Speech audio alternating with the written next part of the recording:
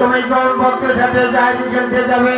আমি গেছিলাম ওই মায়ের সদাগরের বাড়িতে এই কেবল ভিক্ষার জন্য। সে আমাকে ভিক্ষা না দিয়ে তার ধাক্কা দিয়ে বের করে দিয়েছে।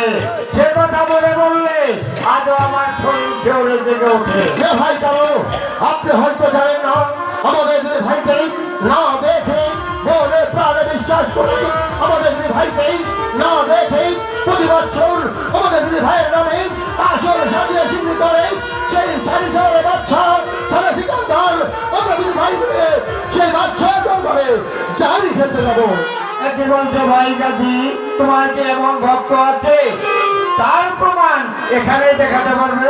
ভাই কারো আপনি একটু আর লক্ষ্য করে দেখুন, আমার একটা বাজার ভক্ত আসল সাজিয়ে আমাদের নামে সিদ্ধি করছে। আপনারা তো দেখতে পাচ্ছেন না, একটি বার ওদিকে লক্ষ্য করে দেখুন। এই মুহূর্তে আমাদের আশ্রমে চলে যেতে হবে। তাই চলে যাবে ভাই কারো। আমরা শুধু আশ্রম নয়, আশ্রমে গিয়ে এই মহলার নামকে যাবো। আর শুধু একটি বার জারি খেতে এই সাড়ে শহরের বাচ্চা সাড়ে ঠিকাদার দরবারে গিয়ে দুটি ভাই মিলে জাহিরি খেলবো। তুমি তো ছোট, তোমাকে আমি কি বলবো? আজ হতে তোমাকে আমি উপাধি দিয়ে গেলাম, তুমি জাহিরি খেলতে খুবই ভালোবাসো। ভাই কারো আপনি হচ্ছেন সম্মানের পাত্র, তাই তো আপনার মানিয়া ভাই আপনি যদি আমাকে সমস্ত কিছু না শিখিয়ে দেন তাহলে ধরে এই মানুষের মধ্যে আমি কেমন করে আমার চাহিদা খেলতে যাবো। চলুন ভাই ওই বাচ্চার দরবারে একটি বাড়ি গিয়ে জাহিরি খেলে দেন। হাত মাওলা হাত মাওলা হাত মাওলা।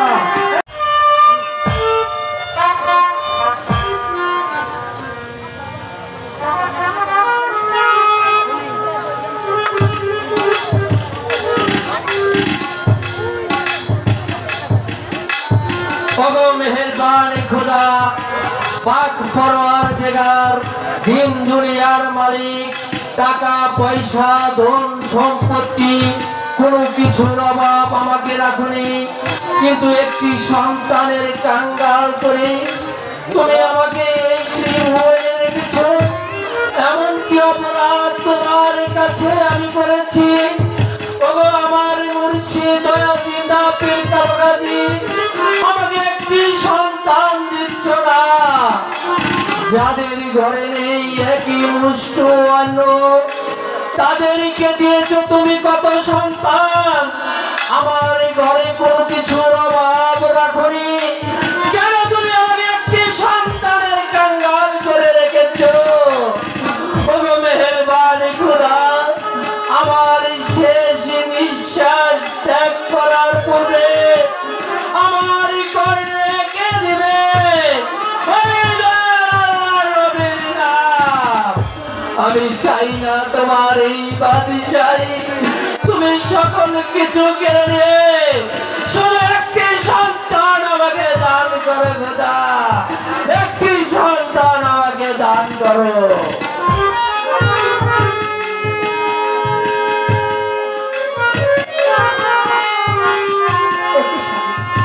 আমি আপনাকে সারা প্রাসাদ থেকে বেড়াচ্ছি, আপনি এখানে একামনে বসে বসে কি ভাবছেন স্বামী?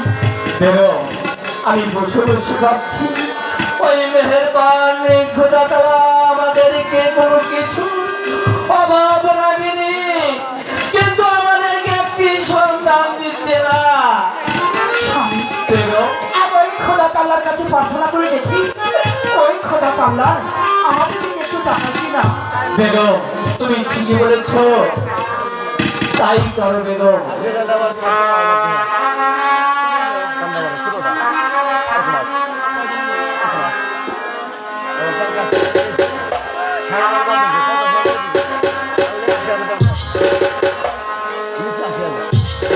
ওরে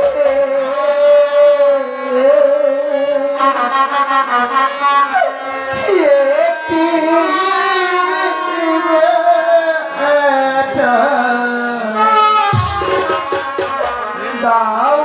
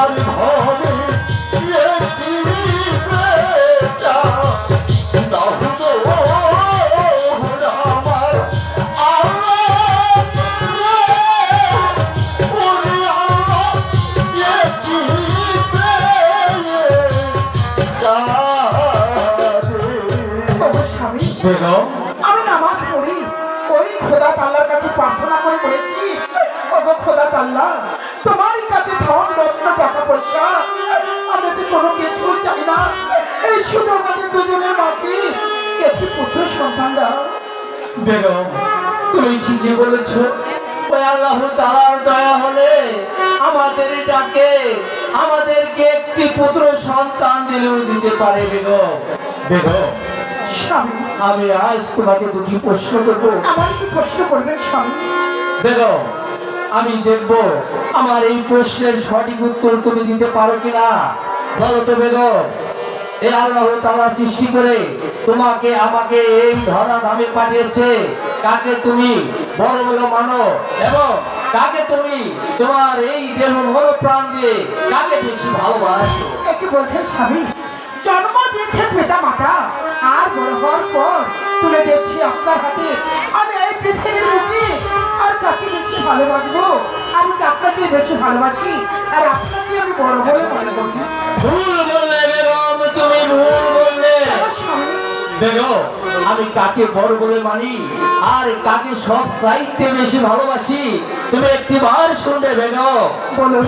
বেগম আমি সব চাইতে বড় বলে মানি যে আল্লাহ তাআলা আমাকে এই সৃষ্টি করে ধরা ধামে পাঠিয়েছে, তারপর ভালোবাসি আল্লাহ তাআলা আমাকে পিতা মাতা উছিলা করে এই ধরা ধামে পাঠিয়েছে, তারপর সব চাইতে আমার এই দেহ মন প্রাণ দিয়ে যাকে ভালোবাসি সে হলো আমার মুর্শিদ দয়াল জিন্দা পীর কালো গাজী।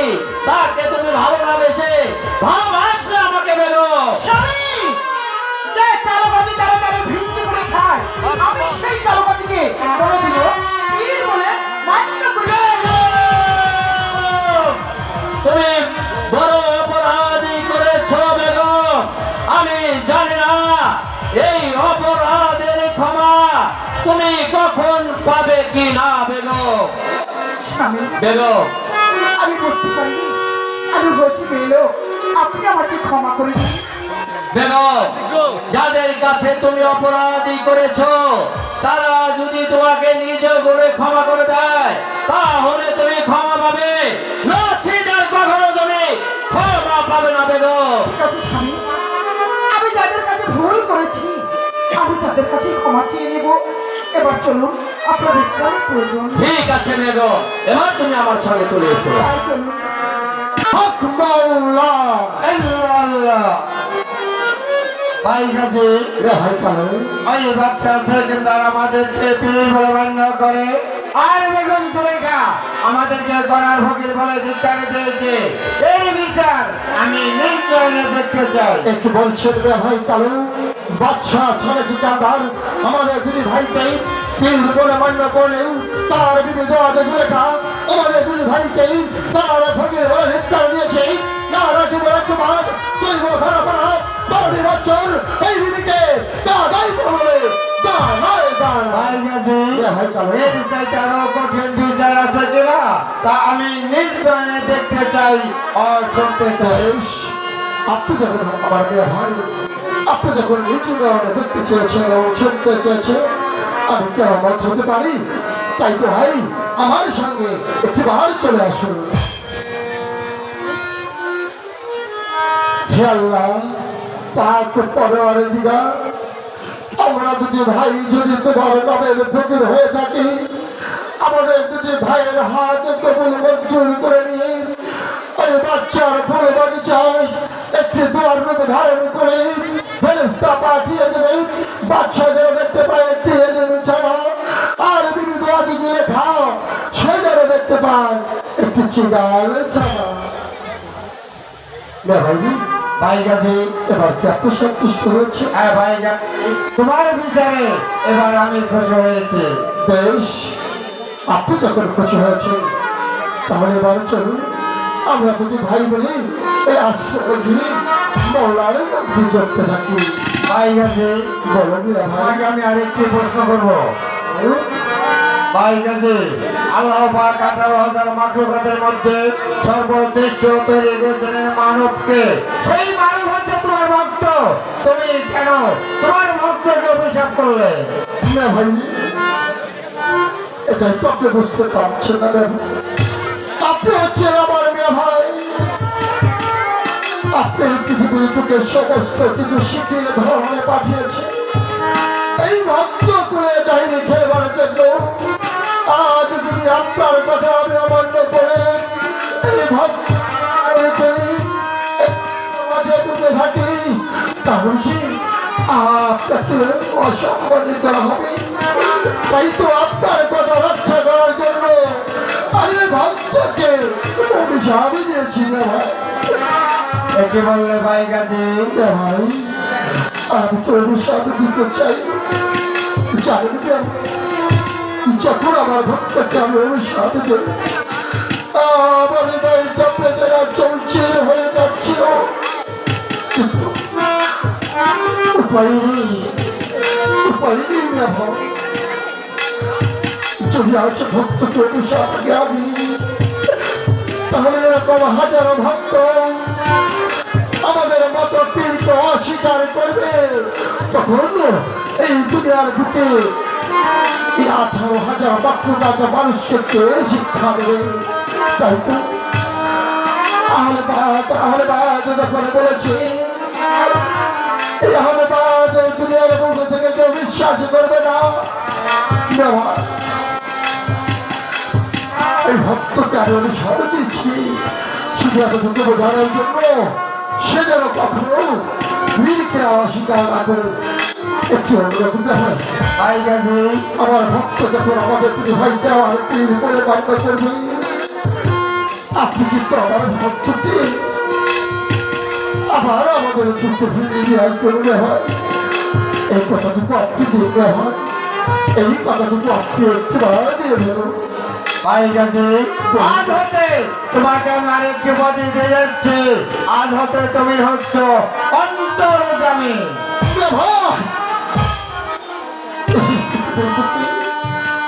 এমন একটি তো আমাকে করলো, আমি অন্তর্যামী। একটি অপরাধ করার কারণে আমি ভক্তকে একটু অভিশাপ দিয়েছি। এমন একটি আশীর্বাদ আপনি আমাকে করলেন, আমি যেন আপনার আশীর্বাদ আমার মাথায় নিয়ে আমার ভক্ত করে আমি ঘুরে বেড়াতে পারি। জানেন ভাই, পৃথিবীর বুকে ভক্তের অধীন হচ্ছে ভগবান। ভক্ত যদি করাতে পারে তাহলে আমি করবো, আর ভক্ত যদি আমাকে খাওয়ায় তাহলে আমি খাবো। তাই তো আপনার আশীর্বাদ দিয়ে চলুন না ভাই, আমাদের আশ্রমে গিয়ে মৌলার নামটি জপতে থাকি। ঠিক আছে ভাই গাজী, আর বিলম্ব না, এই মুহূর্তে আমাদের আশ্রমে চলে যেতে হবে। বেশ, তাই চলুন। হক মৌলা, এই আল্লাহ, হক মৌলা। এই আল্লাহ।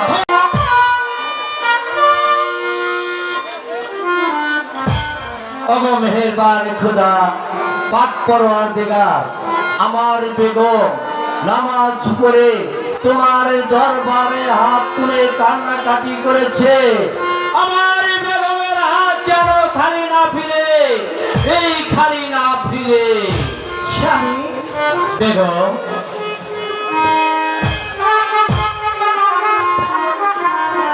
বেগম, আজ তোমাকে তো খুশি খুশি মনে হচ্ছে কেন? স্বামী, বেগম, আমাকে বলতে লজ্জা করছে স্বামী। এমন কি কথা আমার কাছে তোমার বলতে লজ্জা হচ্ছে? তুমি নির্ভয় আমার কাছে খুলে বলো। স্বামী, বেগম, আমি- তুমি তুমি কি আমি যে মা হতে চলেছি। তুমি বড় হতে চলেছে বেগম। এর চাইতে আর এই খুশির সংবাদ আমার কাছে কি হতে পারে? বেগম, এই খুশির দিনে তুমি আমার কাছে কি খেতে চাও? স্বামী, মেয়েরা গর্ভবতী হলে অনেক কিছু খেতে মনে চান। আপনার কাছে আমি কেমন করে বলবো?